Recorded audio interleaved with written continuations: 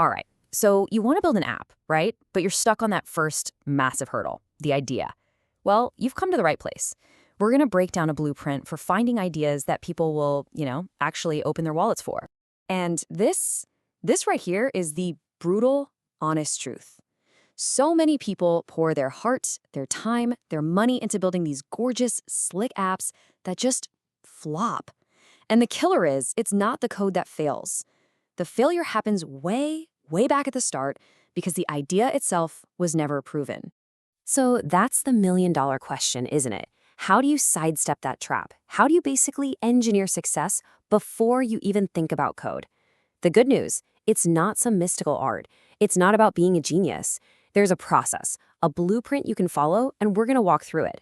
Okay, let's get right to the core of this. The problem isn't usually, can I build it? Honestly, building an app is more accessible than it's ever been. The real roadblock, the thing that stops most people, is figuring out if there's an actual paying audience out there just waiting for your idea to exist. So, what does getting it right look like? Well, take a look at this number, $90,000 a month. That's the real recurring revenue from an app called Posted. And guess what? It was built using this exact framework. This isn't just theory, folks. This is what happens when you validate your idea first. And that's the whole point, right? This isn't about throwing spaghetti at the wall and hoping something sticks. The apps that consistently make money aren't lucky. They're the ones that found a real problem and proved upfront that people were willing to pay to solve it. That's the secret sauce of this whole blueprint. All right, now for the fun stuff, finding the actual idea. And no, we're not going to sit around meditating, waiting for some flash of inspiration. Forget that. We're going to use some cheat codes to find what's already making money out there in the wild. Okay, listen up, because this is maybe the biggest myth we need to bust right now. You do not need a totally unique, never-before-seen, revolutionary idea. Honestly, that's usually a recipe for disaster.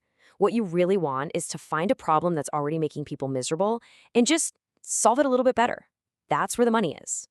So, how do you find these painful problems? Simple. You become a spy. You use tools like Sensor Tower, and yeah, they have free versions, to peek behind the curtain and see what other apps are making. The game plan is easy.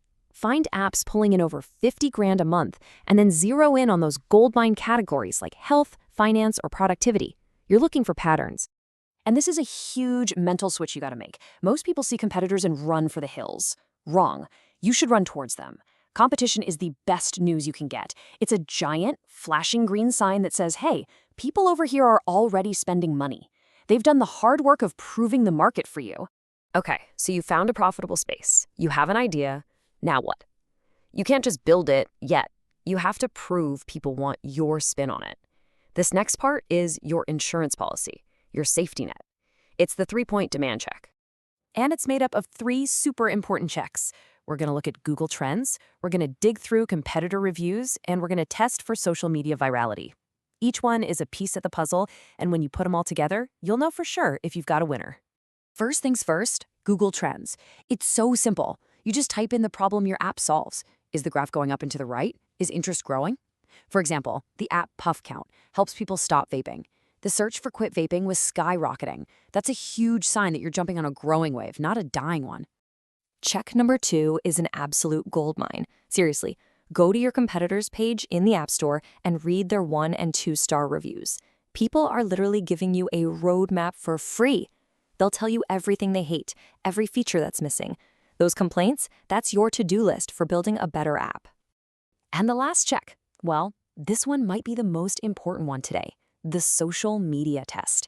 Jump on TikTok, search for keywords about your idea. Are people making videos about this problem? Are those videos getting tons of views? If the answer is yes, you've just discovered that your app is basically prepackaged to go viral. This is how apps blow up in today's world. Okay, all of this, it leads to one central idea, a mindset shift that changes everything. It's not just about what you build, it's about how you get it to people. Thinking about marketing first, that is your secret weapon, your unfair advantage. So let me ask you a question. Picture 2 businesses. Business A builds the most perfect, beautiful app ever, but has 0 marketing plan. Business B builds a simple, good enough app, but they know exactly how to market it. Who wins? It's not even a contest. The so-called bad app with great marketing wins. Every single time. See, building the thing is the easier part now. Getting people to actually see it, to download it, that's the hard part. Your ability to market is what separates a successful business from a beautifully coded failure. Okay, so let's put this all together. Let's boil it down to a simple, step-by-step blueprint that you can use right away. Here it is, the whole thing in 3 simple steps. 1. Find a painful problem. Don't guess. Investigate. See what's already selling. 2. Run the 3-point demand check. Google Trends, competitor reviews, social media virality. Prove it's wanted. And 3. Adopt a marketing-first mindset. Know how you'll reach people before you write a single line of code. And that's really what this all comes down to. Stop waiting for that lightning bolt of genius. It's probably not coming. Instead, just think about your day. What annoyed you? What did you complain about to a friend? Chances are your next big app idea is hiding right there in that simple, everyday frustration.